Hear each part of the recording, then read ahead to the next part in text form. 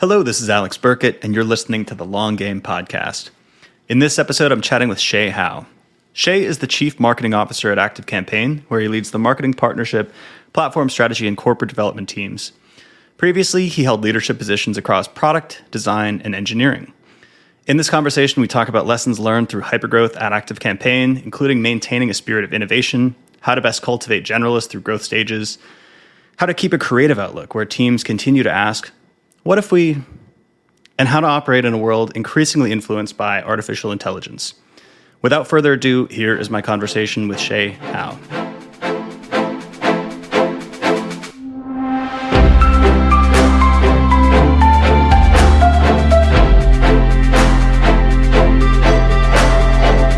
Well, let's start on that point of being a generalist. So you mentioned from a product engineering design background, which I imagine is rare for a CMO.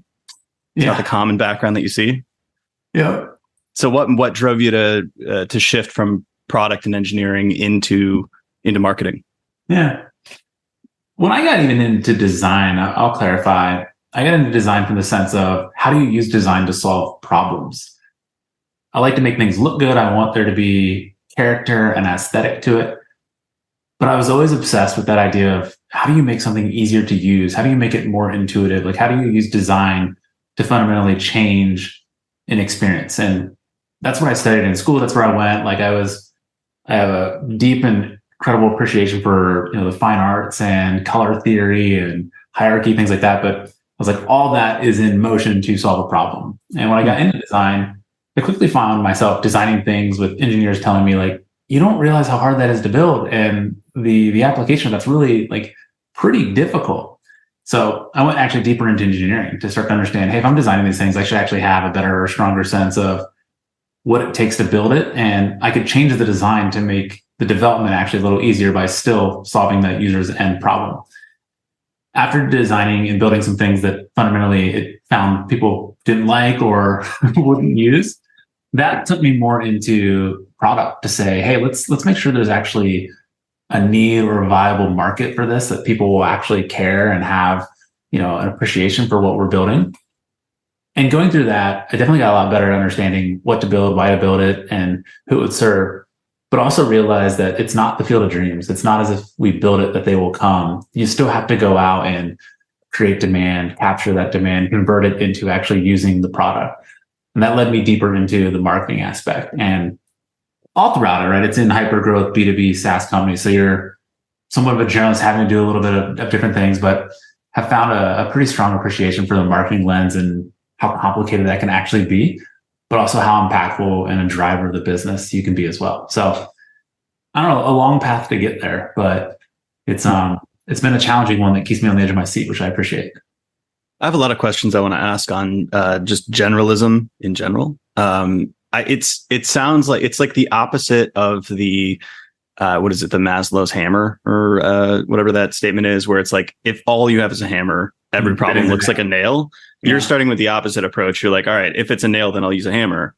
If it's a screw, I'll use a screwdriver. Right? It's more of like the solution begets or the problem begets the solution, not the other way around. Which is it feels like that's an advantage, right? I'm biased, but I can say yes to that. I think one of the interesting things too is a lot of times throughout my career, people come and ask me and say, hey, Shay, I want to get into engineering. I want to get into marketing. What should I learn? And even in engineering, people will say, hey, what's the programming language of choice today? What would make sense to learn? Is it JavaScript? Is it Ruby? Should I go deeper in Python? What should I be learning? And I always ask folks, back up a second. Whatever you learn should be in interest of actually solving a problem. And just to go learn something it could be fun. It's like learning a language and playing in Duolingo. But if you're doing that with the intent of, hey, I'm going to go to Barcelona, thus I need to learn more about the local language, et cetera, it takes on a different sense. You think about that problem or learning slightly differently. So I've always asked folks, is it just find something you're innately passionate about or curious or want to build, and then start to do the research behind whatever engineering language, whatever marketing or design you might need to go figure that out with. And you'll intuitively learn more just by having a relative problem to apply that to, right? And I've kind of oriented my career that way. I really like that you brought up the example of language learning, because in the past I had learned Spanish and I tried to learn German. And everybody tells you, if you look up articles on how to learn a language, a big point is you got to have your why, right? Because there's going to be a long plateau. There's like a certain of like time spent doing the thing. It's like the hours you put in matter. And with Spanish, I had all kinds of reasons. I was traveling a lot. I was going to countries. Like I wanted to practice it. With German, there's fewer countries that speak German, but I didn't have any why or any plans. It was more just for fun. And as it got hard, I quit in the middle. I just didn't have the means to kind of continue. And programming languages too. Like I tried so many classes on JavaScript, various technologies. And then I finally learned R, because I actually had a project that I wanted to work on. It was sort of a clustering of user personas. And I was like, okay, R or Python, I'll pick one of those. I'll pick R. And actually just the solving of the problem made it more interesting to learn the thing. And it stuck with me because of that. Yeah. When you learned German, did you feel it was easier to learn than Spanish? German's hard for many reasons, I should say. So German, the vocabulary is much easier because it's like Apfel is apple. So there's a lot of cognates. But the grammar is so difficult for me, at least. It was almost like solving a puzzle in my brain every time I spoke a sentence. It was like, oh, this is a subclause, therefore I have to put the verb before the noun, and it was just so much conjugation, and it was confusing. But no, Spanish came much easier to me. I asked that question in the sense that, from my experience learning different programming languages, after I learned one, the second, third, fourth start to become easier, because a lot of the mechanics are shared or reused, and what's actually changing is maybe the syntax. And I'm just curious, I don't think I've studied enough about languages to know if that same thing is true, where if you learn one language, picking up your second or third languages might be easier because you start to understand some nuances of how, you structure a vocabulary, right? I don't know. I can see that, actually. So I think I was looking at it in terms of like mastery and able to communicate kind of fluently. But if I look at it from the lens of like the time to first value, it was probably easier to get up to speed on German after learning Spanish. But that's true. If you like understand the mechanics of a sentence in English, that helps you learn the next. I could see from that structure. So generalism. Let's get back to that. Okay, so I was talking to somebody, and they were in this marketers group, and everybody was talking about this maybe 6-7 months ago. So I mean, it's still chaotic in the market, but back then it was like everybody was freaking out, and they're talking about their problems. And because this is a marketing group, everybody had marketing solutions to the problems. But this person I was talking to had been a CEO. So she had all these different lenses by which she could look at it. And she's like, guys, this isn't a marketing problem. Like, you're looking at this the totally wrong way. So do you find that this, your product design, engineering backgrounds, how does that influence your perspective as a CMO? Yeah.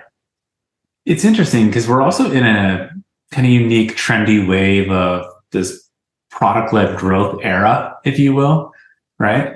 And as we built ActiveCampaign, and this is, I didn't do this, this is built into the ethos and origin of the business, but our marketing has largely been product-led growth before product-led growth was the buzz or trend of what we're seeing today. And in that, my mind just kind of operates in that manner.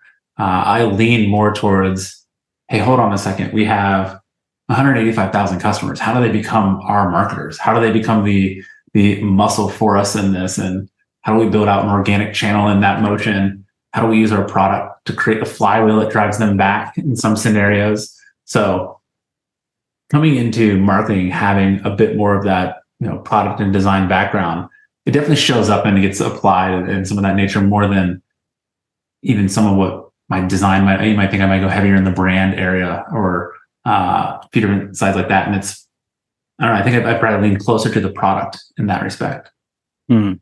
Yeah, I can see that being an advantage, especially for ActiveCampaign. Have you noted, like, as you've gone obviously through like a large period of growth with ActiveCampaign, but have you noticed that through this growth, the types of people that you need to hire change too? I would imagine in the early days, a generalist is a lot more useful. And then as you grow, you need a lot more specialists. Yeah, no, absolutely. You've nailed it. When we built that team out, generally speaking, we're all stretching ourselves to go do a bunch of different things, right? And it's, in the early days, like you're not going to hire a social media manager. Like you're going to hire someone who can do a handful of things, including social media. You're probably not hiring the marketing ops or analysis person, right? You're hiring someone who knows some of the tools and can do some of those things, but will roll their sleeves up and write the email, send it, et cetera. So as we've gotten larger into today, we're about a 40-person marketing team. We definitely have folks who have their specialties and like their niche areas, but we also still have a handful of generalists that can slot and switch hit across different areas of the team as we spin up different projects or teams. So I think you need a good balance of both, and then build out the specialties where it is truly unique to your business, or where you need kind of that deep layer of expertise to fundamentally drive some other things. I'm curious, and this is probably a hard question to answer with a lot of specificity, but I would consider myself a generalist. And I used to work at HubSpot, where I was kind of a growth generalist. Like it was really just to solve the problem of generating freemium users. And I would work across multiple teams. There was a pod that was a user acquisition growth team. I'm curious how you set up an organization to have both of those types of people without, because I can see, like, I mean, maybe I've experienced it. There's probably a little conflict when a generalist is like, hey, let's do things this way. And like, it's kind of out of the box and it's like, they don't have the expertise. How do you set the org up so people aren't stepping on toes and you get the most value from both parties? Ooh, can I call you back when I figure that out? That is a hard one. Yeah. Without a doubt, we definitely have some areas where we step on each other's toes. I am, in a weird way, a little less interested in perfecting that in a way that we don't do that. I'm more interested in building the culture where people are actually comfortable with that happening. And when it happens, they look at it and say, what can I learn from that? Or what insight or perspective are you bringing here? And they lean into it versus trying to like get elbows out and defend some territory, right? Where it's more of, no, we all have the same goals here. And you're coming at it from a different way other than what I might think or expect. And on the surface, that could be frustrating. But in reality, you have a different belief based off a different experience. And it should be my responsibility to figure that out, to understand how you got to that belief, thought, and theory. And maybe if we could put ours together, we actually come up with something that's better than something either one of us could come up with. So I think more about how do you build that type of culture than having these clear lines of everyone knows definitively their role, their responsibility, and they stay within that line, because we could do that and the market's going to change. And if we are so rigid or not thinking about adjusting to that, it will get swept up. Like it won't, I don't think we'll actually evolve or grow in the ways we want to. That resonates. Yeah. And like, obviously like goal alignment, incentives matter so much, but I'm harkening back to at HubSpot. Like I would definitely, like when there was a more, let's say, territorial expert in a given field that I wanted to work with, what I would do is like, I would kind of make myself as small as possible in terms of the credit. And I would try to map into what they're goaled on, right? Like I would try to make sure that it goes to them, the credit goes to them, but like, let's work together because I want this to happen. And I'm not going to be like, let me barge into your territory. So that was my sort of political hack to get things done. One of the ways we think about that too is just because we have 40 people doesn't mean we should just take on a bunch of work so that it fills everyone's kind of capacity. It should be one where we have key outcomes we're looking to drive, and we're all aligning around those to build momentum. So what we're doing is compounding on top of each other's efforts. It's not to say you got one task and you're measured in a different way than the other side of the team or the org. That if we're all looking at that together, we're rowing in the same direction, and you're more willing to just, okay, I'm going to go help out and stretch over here where that's probably not normal work I might want to do. Or in a weird way, you might even say like, I don't know, like anyone could go do that, but I'm just going to go do it because I see the need and I can get this done because I have some of the bandwidth. Like we stay pretty flexible to that, honestly. It must be hard though in a large and growing company with multiple products though, and multiple personas to like not have conflicting goals. Yeah. We're trying to get a lot better about that. Honestly, like you can very quickly boil the ocean. So yeah, truly understanding what is the persona, what is the vertical, how do we want to go about that, and one of the ways we do that is just thinking more in the sense of each quarter should have a theme. And this quarter, we're going to go tackle this, outcome or motion based off this persona. And next quarter, it might be a little different than that. And just adjusting to that, not staying in that, hey, when we go do this, we got to go do it for anyone and everyone. Because the scope of that is just too large, right? And you won't make much progress. You'll be an inch deep, but a mile long, right? Like we want to have a little bit stronger customer experiences and go-to-market motions for very specific audiences. That really resonates. We work with a lot of clients on SEO, organic marketing strategy, and something we've implemented over the course of the last year or two is a content SEO strategy document. So a lot of agencies will deliver like keywords or a roadmap or whatever, but there's no defining underlying guiding policy. So every quarter we set a guideline, a document that says, here's what we've agreed on. It's a hypothesis based on your priorities, based on what we see as opportunities. But for the next 3 months, this is what we point back to, because inevitably there's going to be somebody on your team that says, we need sales enablement materials. But if the goal was to generate organic traffic this quarter, we'll say, okay, we'll slot that on for next quarter, right? We're going to kind of commit and agree at this point in time. And that has helped so much in terms of actually getting work done, ironing out like trade-offs. I really like that approach. In that, do you define what you won't do as well? It's implicit in most cases because we define very clearly like how we're going to measure these things, what the guiding policy is, and what the diagnosis is.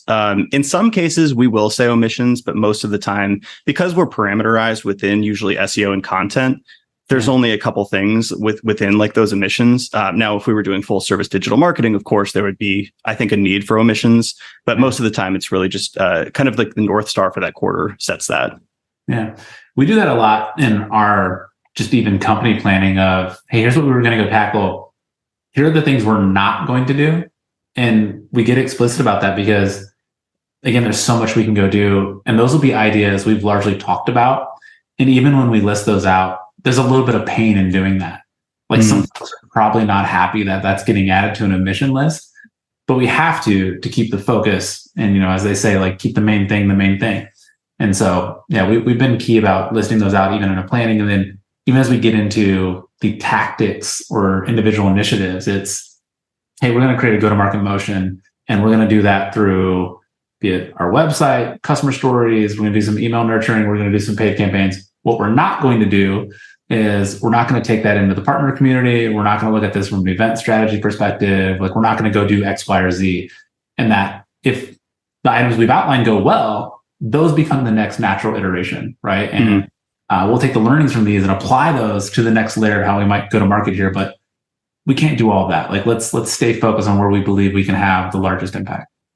That just sounds like real strategy to me. I like your point on trade-offs. You mentioned like it can be painful to write those things down, and I want to plant a flag there. I think that's really important. It reminded me of I grew up and I did like Catholic, not school, but Catholic classes, and like you'd give something up for Lent, and I remember some people would just give up soda, and they didn't drink soda in the first place. Like it was the easiest thing to give up.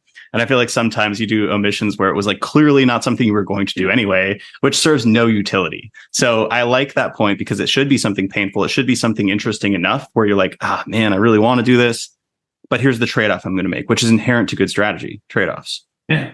We know if those are done well because there's going to be a debate. Someone's going to throw a flag on and be like, hold on, we have to go do this. And it's, we all can't say that. Like we all can't have the one thing we all have to go do.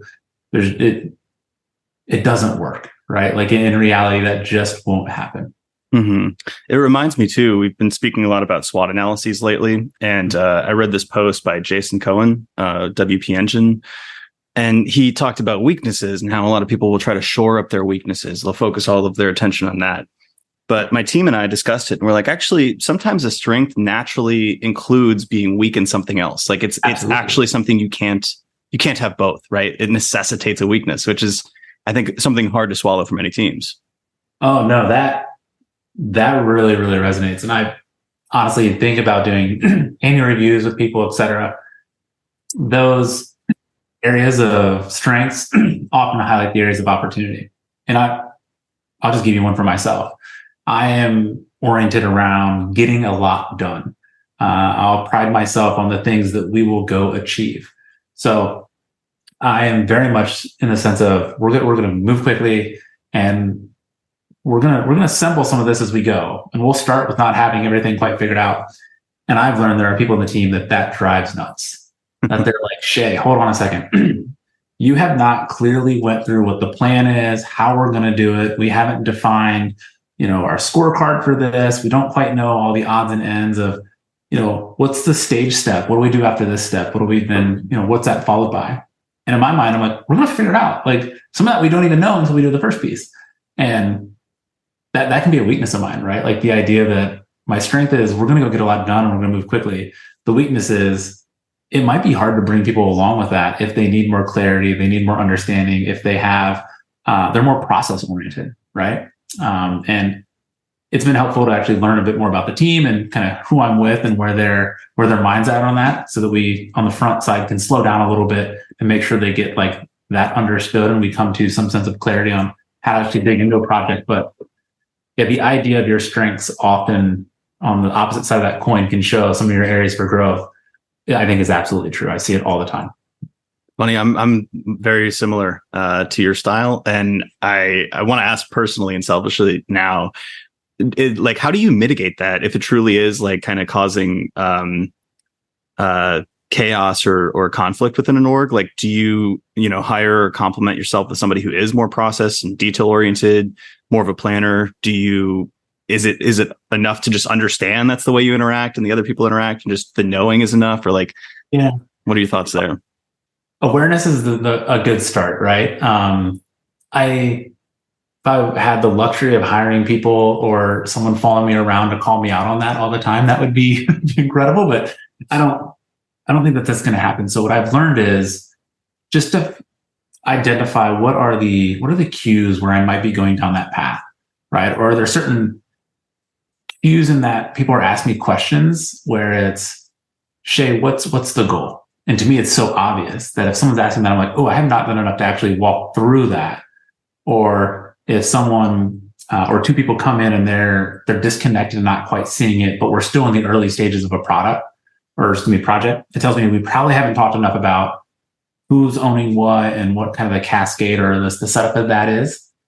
So there's cues where I get certain questions or certain things are happening that I'm like, this might be me pushing this a little too fast, too quickly. The other side is, what are the triggers for myself? So when something comes with a lot of pressure, I generally want to move quickly, right? Mm. Or if the timeline to do something is tight, again, I'm gonna jump in and go pretty quickly.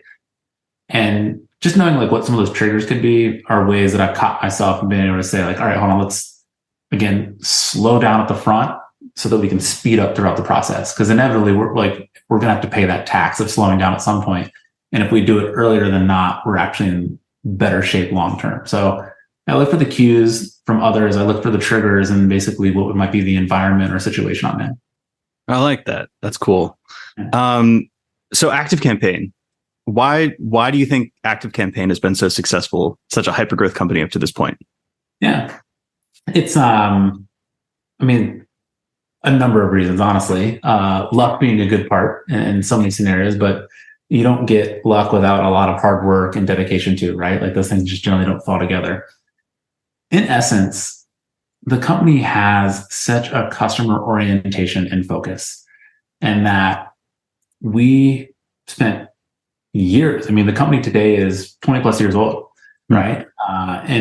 We're predominantly in 2016, it kind of moved in more to the SaaS space and really started to grow and take off with the addition of our CRM. But there's 15 years before that of spending time with customers, understanding their problems, and building out a product that suits their need, not necessarily what, we just wholly felt best or need or in the interest of making the most money. And did that in a way to where that hit at the moment where I believe automation became, I don't want to say it, in the sense of folks started to understand it, wanted to have it implemented in their business. Like there's more intrigue to where the product met the market at the same time it was like picking up, if that made sense. Mm-hmm.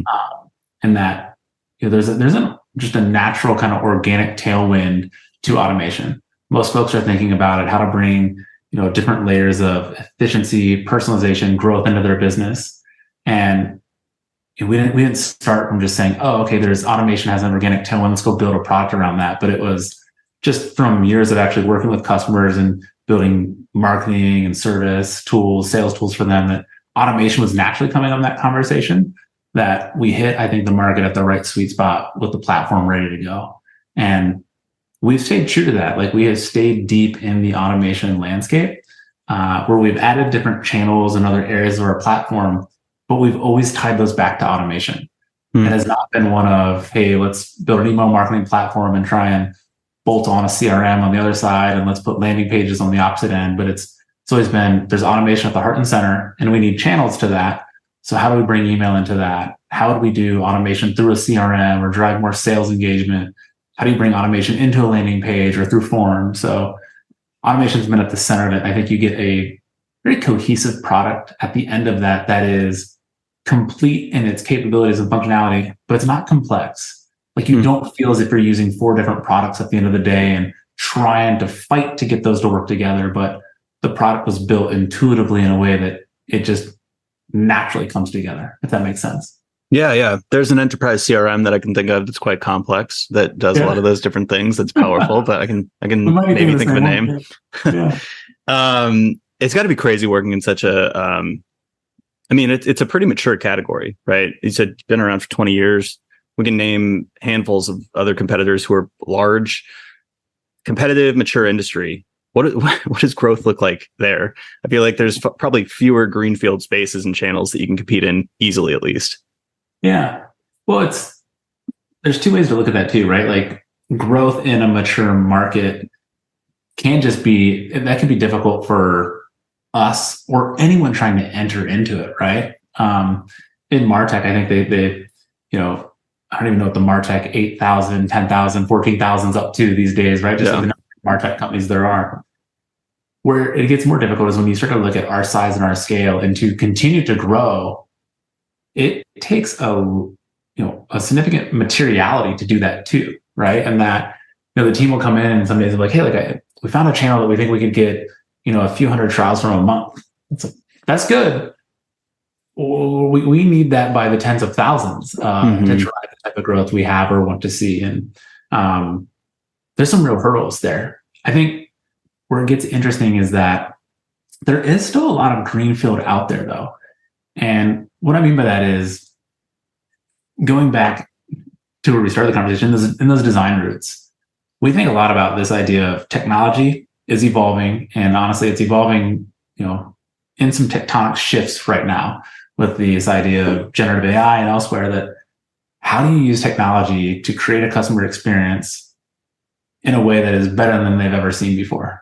And there's still a lot of innovation in that space to be had, right? And so for us, we lean into those areas where we believe we can fundamentally change the market or how automation works in the same kind of bleeding edge of where technology is going. And if we can stay on that edge, we'll find ways to continually grow where, even competitors up market might be too slow to adopt or adjust to that, or miss the opportunity in front of them. And you're speaking largely to product innovation at this point, right? Like, this is just actually what the users are getting to experience. Yep. Yeah. And going into the sense of the product-led growth, so much of that you create that word of mouth cycle. Like, organic is our largest channel of how we actually drive the business, right? So the amount of just brand searches we see and or direct traffic we get, even into how we do direct attribution. So when we ask people, how did you find out about ActiveCampaign? So much of that is purely word of mouth. Yep. And so quality of product, innovation in the product, all lead to that. And then fostering a community around that is something we think a lot about. Yeah, that feels huge. Something you also noted too, and this is, I think, interesting to bring up. We're a small business. I go on LinkedIn. I don't enjoy LinkedIn very much, but you see a lot of different advice, and it's funny because we work with a lot of larger companies, and they're a little bit less susceptible to, I guess, new flashy things. Because like at the small business level, like you said, a couple hundred signups in a month is amazing. That's moving the needle. So if you can do something quickly or scrappily and make that happen, it's worth doing. But I remember at HubSpot, it was the same problem. It's like, well, okay, let's prove it out. Obviously, like the numbers might be small at the start, but eventually, if we're going to invest in this should be, tens of thousands of signups or whatever revenue numbers we wanted to see.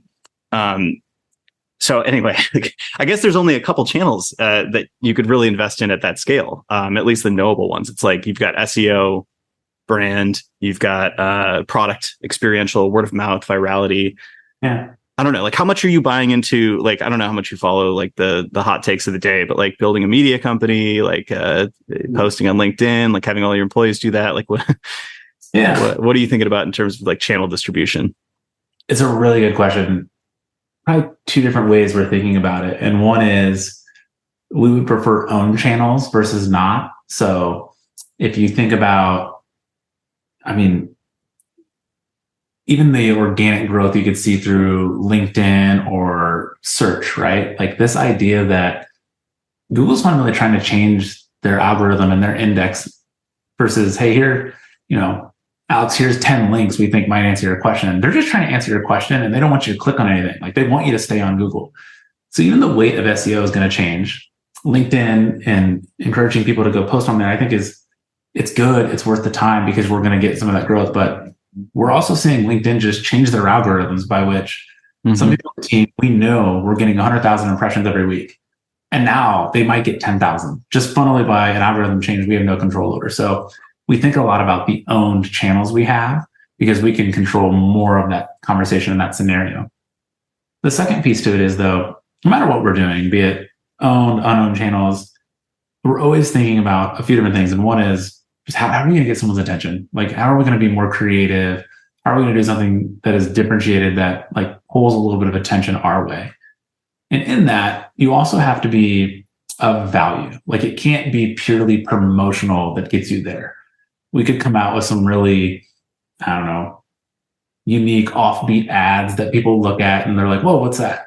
But if it doesn't mean anything to them, if it doesn't become applicable or even for that matter, actionable to them, it's not really going to resonate. So we're thinking about the ways of how do we be creative and differentiated to get their attention, but in doing so, how do we still make sure that they find value in that?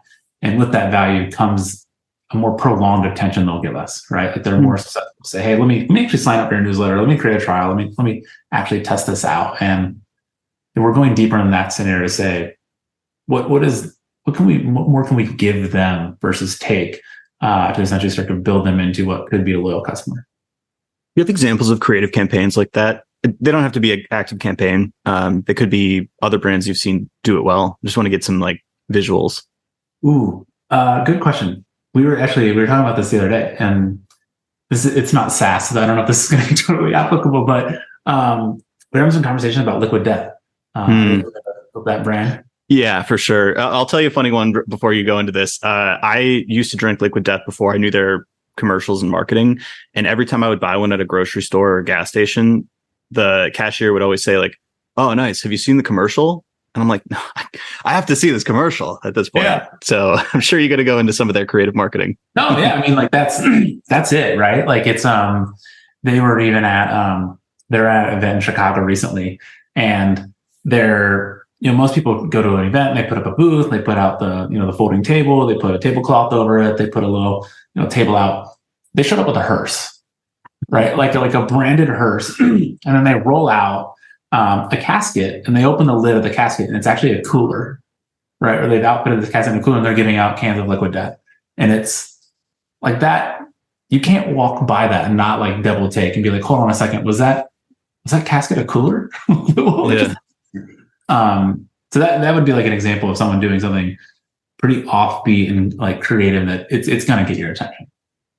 And as a marketing leader, I feel like how do you, especially at a scale, like a high scale company, like how do you incentivize that type of thinking? I would have to imagine that as a company grows, like you get more and more risk averse, and like that type of thinking has to be cultivated and celebrated. Yeah. I think you've nailed it, where the larger you get, the more vanilla you can become too. Right. And it's funny. I was talking to someone today because we're thinking about doing some projects, and someone on the team just brought up like, hey, this is what if this doesn't work? This could we be setting ourselves up for failure? Like, is this actually a bad idea? And the question that came back was like, what's the alternative?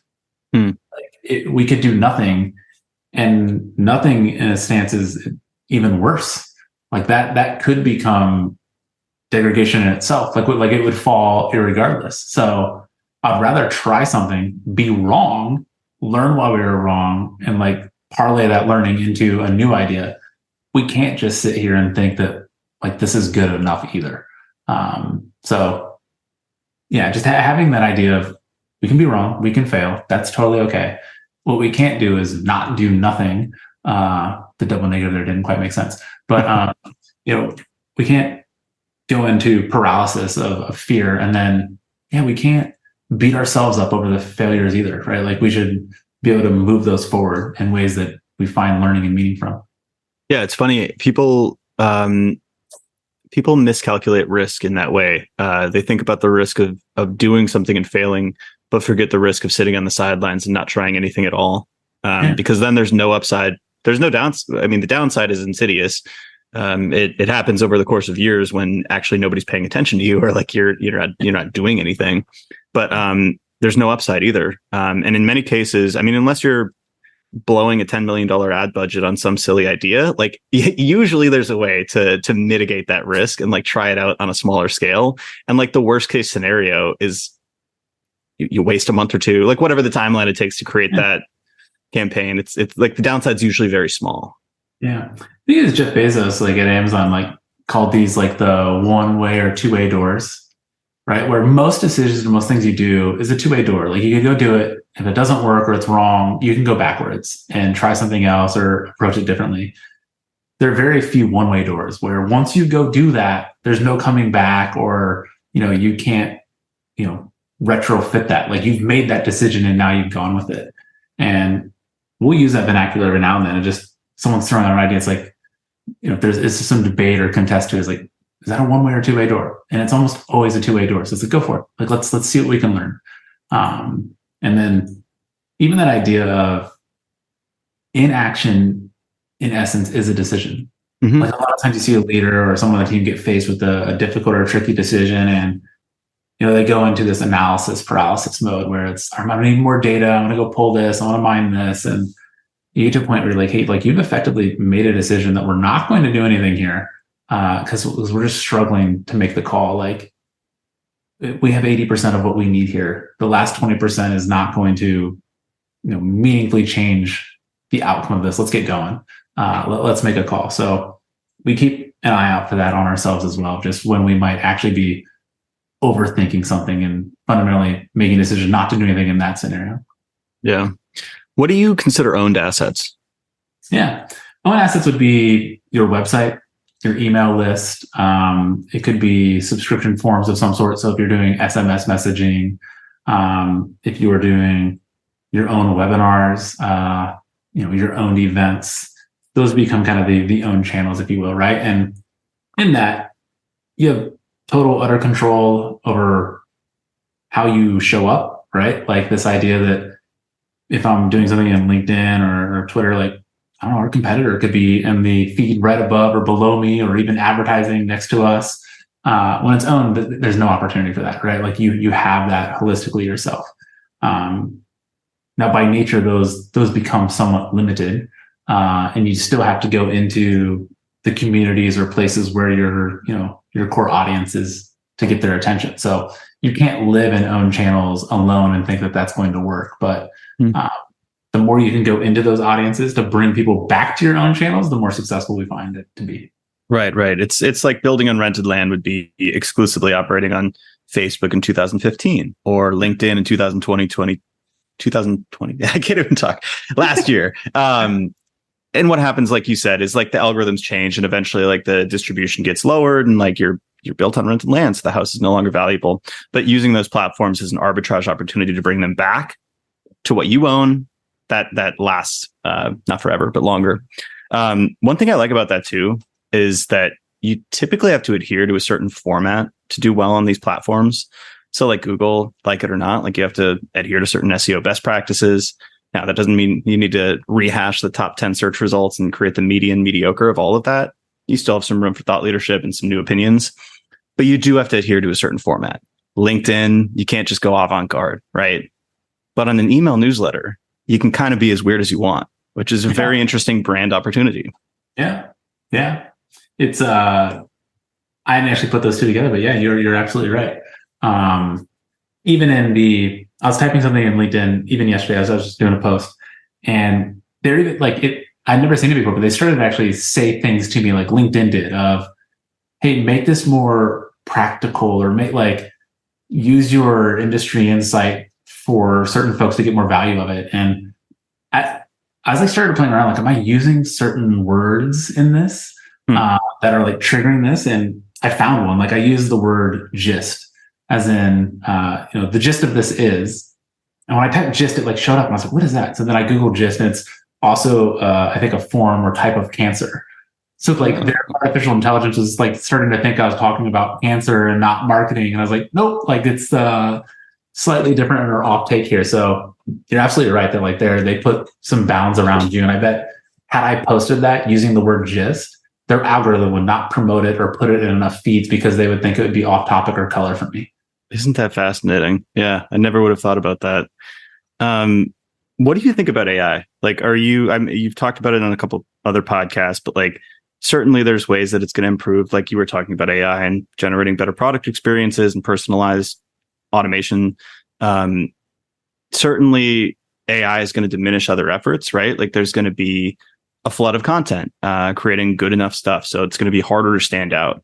Like, what's your general thought from a marketing and maybe a product perspective on the near future of AI?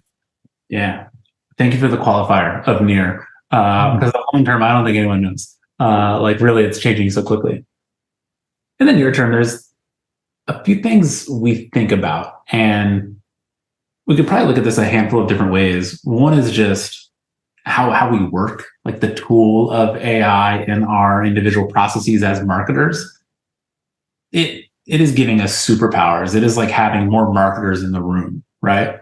But the way we're using it is not predominantly in a content generation manner, right? Like I'll use AI actually go help write a job description or maybe a podcast ad or something like that. Like it's a good brainstorming tool.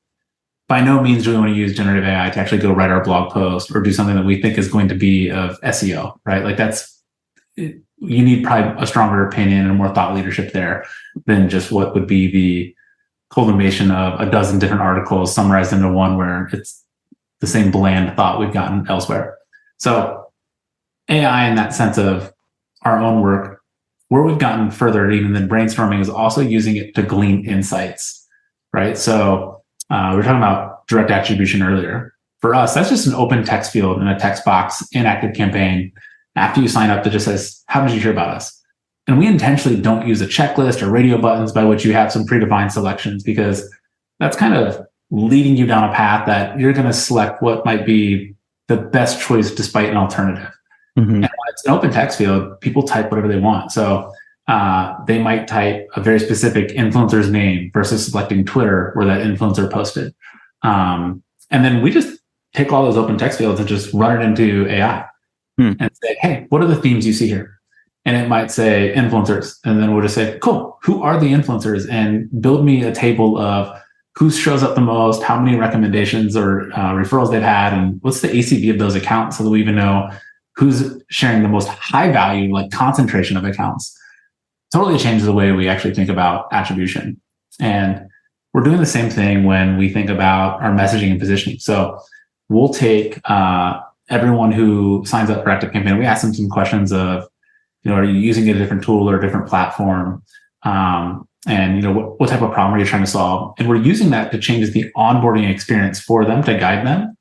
But at the same time, we can dial into that to say, when folks use Shopify, this is generally the experience they're looking for. And AI will tell us that, right? Like they can summarize and build the trends off of it. And then we'll change the copy on our landing pages and ads to speak directly to what they've been trying to do, right? Or what they're telling us they're trying to do. vice versa of that is anyone who leaves us, and if they tell us where they're going to after ActiveCampaign, it's one of that becomes fodder for a product roadmap as well as marketing to say, hey, are there ways we can speak to this or address this through enablement or other manners in the product or platform? Where before it's, if someone would have to read all those and mine that insight that you may or may not get just based off the time. So we're using AI in our workflows in a whole different way where it's more about the insight than it is generative content or even some of the brainstorming sides. It's funny. That was the parlor trick that I think everybody got obsessed about in the early days was, press a button, create content.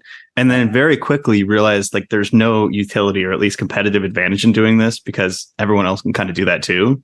So I'm with you. I think like some of the coolest use cases we're experimenting with happen to be on the qualitative data analysis side, summarizing large amounts of like text data, text strings, augmenting capacity for brainstorming. Like I'm now finding actual utility, whereas in the early days it was like, can we automate our entire content production line? It's like, probably not. And if you could, don't do it because everybody else is going to do it too.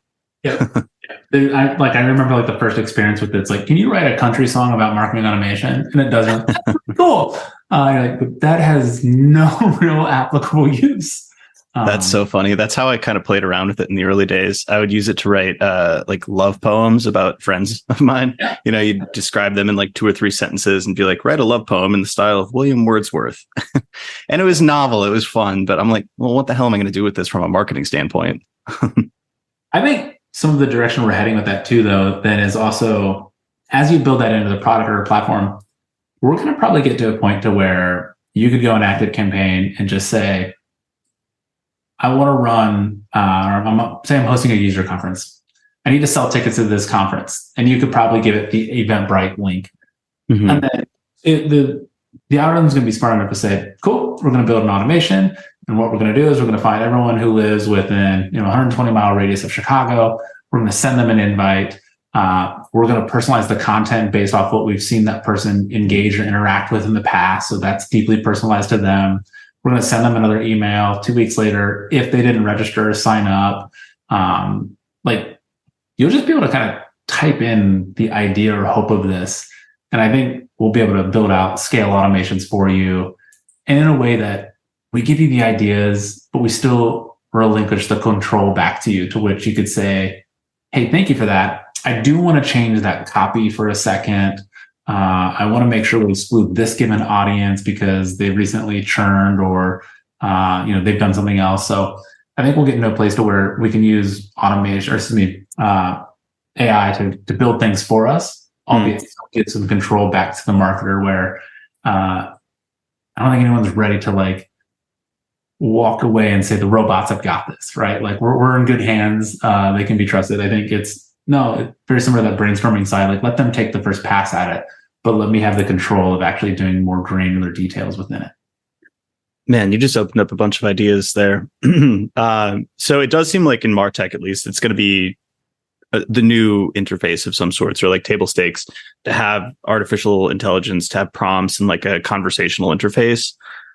I can see so many ways this might go wrong in the near future. I think primarily like if it's all generic, right? The second order consequence of that is your entire user base is sending out generic crap, and like then all boats sink basically. Yeah.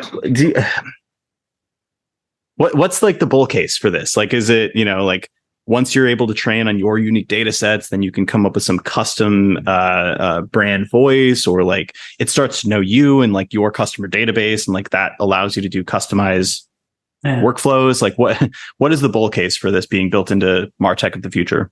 Yeah, I think you're on the right thread there. Like we already know the larger the data set, the more recent it is, the more diverse it is, the better the language model behind it, right? And so that's where you're seeing, folks like Twitter, Reddit, et cetera, get a little compulsive about their APIs and how they're used because, they're seeing, the large language models start to actually consume those. So I think in your own data sets, right? So the way you bring your data together is going to be important and critical in a sense that you can learn a lot more about your customers or your business and how you might change based off that. And let me give you an example. There's a company a friend of mine has been working on, in the sense that using AI to do sales enablement. And what it does is it will read your Google Docs. It will go read your help desk. It'll basically, you can pipe in a number of different sources to it. And then say you have a sales rep that's on a call and someone asks a question, literally you just chat that question into the prompt and it will build out the enablement for that individual. Or another way would be you get an RFP. And RFPs will come with, 100 different questions you have to answer. And usually someone's sitting there saying, okay, hold on, let me type out the answer. Let me copy and paste that from the help doc, et cetera. You can just feed it to their LLM and it will just fill out the RFP for you. And then it will even give you, here's how accurate we think that answer is. Like, we got about 50% confidence we've hit that versus, no, we've gotten this question before and this is the right answer. So there's still that idea of you still have control over it, right? But it's being done and completed with your own data sets. I think, where you're going with that is key, in that your data will be how you become a bit of the differentiator of that quality of experience. That resonates. I'm going to ask you a deliberately broad question, so forgive me. But what should you automate and what should remain human? I'll give you somewhat of a broad answer back, but we can dig into this. You started a business, right? I'm venturing to guess you started that business based off of a keen need or interest you saw, and that excites you, and you're chasing that to go solve that for a given audience of your customer base. In building that business, inevitably though, you'll grow, you'll start to scale, and next thing you know, you're running payroll, you're doing annual reviews, you're doing some customer support tickets, et cetera. And you actually lose track of, oh, this is why I got into this. Like, this is the unique or special thing that I was so motivated to go solve to build this business. And I think in those moments where you get away from that as an owner, or even just as an employee and what you care about, right?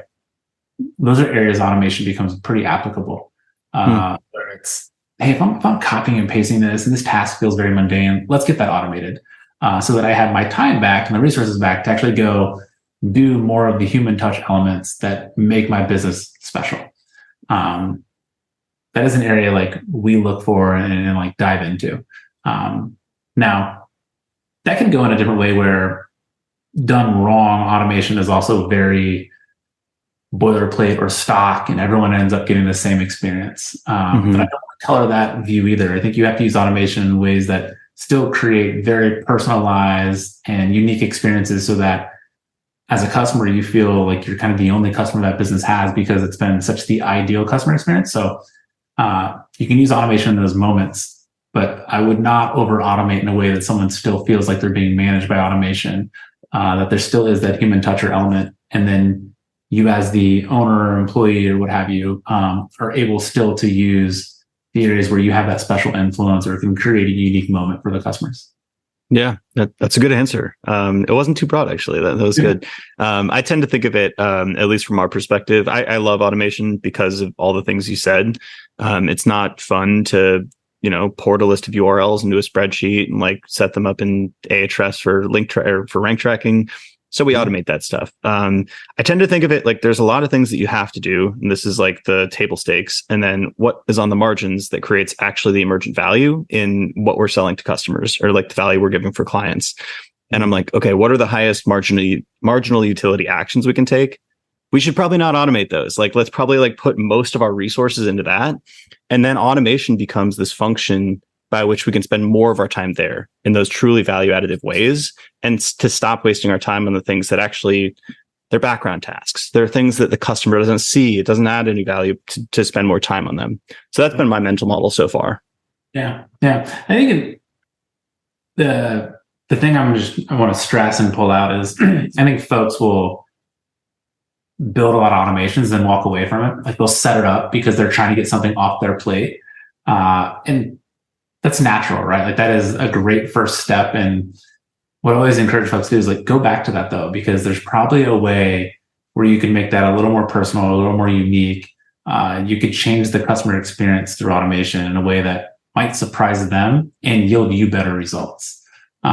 So it's you can build efficiency into your business while also building growth through how you actually engage or interact with those customers in an automated way. And what do you mean by that? Can you double down on that? Yeah. See if I can find an example for you. So let's use ActiveCampaign in a sense. We could have the same onboarding flow for every single person who signs up, right? We could say, cool, welcome to ActiveCampaign. First order of business is let's get an automation built for you.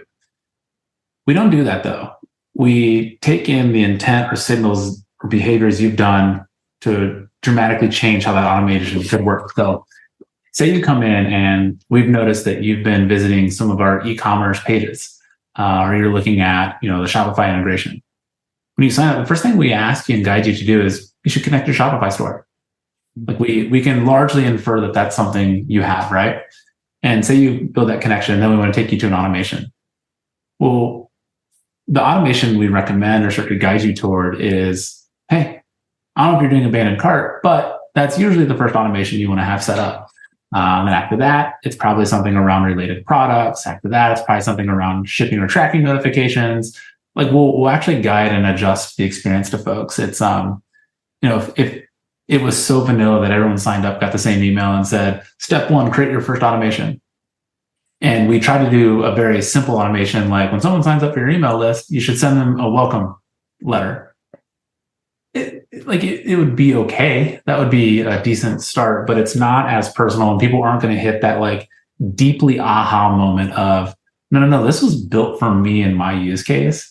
And I can really see myself like going deep into this product, right? And I'm using e-commerce as an example. We will do that deeply through a number of different verticals or company sizes or things that we can detect that they use certain integrations or not. Like we'll go pretty widespread in the sense of how we can build automation into that. Yeah, I like your take on personalization. That's sort of my background is conversion optimization and personalization. And like automation, there was always the question of like, just because I can personalize this, should I? Is it meaningful to do so? And you're speaking more towards a mature understanding of what meaningful personalization is, which is usually behavioral or intent based. A lot of people think first name. All right, the first name and company name. Here we go. Yeah. It's like, that's nice, but it doesn't do much, right? You're thinking about what does this person want and what data can I use from their behavior that suggests that, and how can I give it to them? Yeah, kind of goes back to like what we were talking a little earlier, where the way to kind of capture someone's attention is to be of value to them. And I appreciate it when someone uses my name. That's always feels good. It's not really like valuable though, in some sense, right? Where someone's like, oh shit, we know a bit more about you. We believe this is what would be helpful or the next thing you might want to look at doing. That just inherently means something a little different. And most of the time on the surface, I'm not even thinking about that. Like it just catches me. I'm like, you were right. I want to do that. And at the end, I'm like, that was really good. Right. And in the moment, you're not, hey, did it? Like, it's almost so natural, just feels right. Sometimes I almost think the first name type tokens are almost a negative trust signal at this point, at least on like cold outreach, and salespeople are like, I get a lot of link building requests and it's like, hi, Alex, I'm a big fan of www.alexburkett.com. I'm like, really? You're a big fan? It's almost like an opposite signal for me. But see, that you'll also get them where someone will be like, hi, %, in all caps, first name. And they're like, I'm just kidding. I know it's you, Shay. Yeah. I'm like, you're doing it still though. Like it's you're doing that to get my attention, but you are also still using a merge field here. So, and then a lot of times those signals are just wrong. Like I got a LinkedIn request today that was, hey, congrats on your recent round of funding. Would love to help you out with a few things. I'm like, haven't raised a round of funding in 2 years. Like, I don't know where you bought your data from, or how that automation's running, but that's a little off. Personalization gone wrong. It's like playing with fire. Yep. This is a great conversation. We're coming up on time. I wanted to see if you had any links or places people can find you online, anything you want to shout out right now. Yeah. Easiest place is LinkedIn. Just Shay Howe on LinkedIn. Happy to chat, connect with anyone if they have any questions or anything stuck out to them they want to debate. I'm happy to do so. And then you can find ActiveCampaign at activecampaign.com, and would encourage folks, go create a trial, get in there, see that personalization for yourself. If it works, awesome. Let me know. If you were like, hey, Shay, you were off on this, or this didn't quite click, let me know that too. I believe we're students of life and would love the opportunity to improve. So don't be shy about letting us know how that experience goes. Customer feedback is the breakfast of champions. I love it. Thank you very much. This is a fun combo. Yeah, thank you for having me.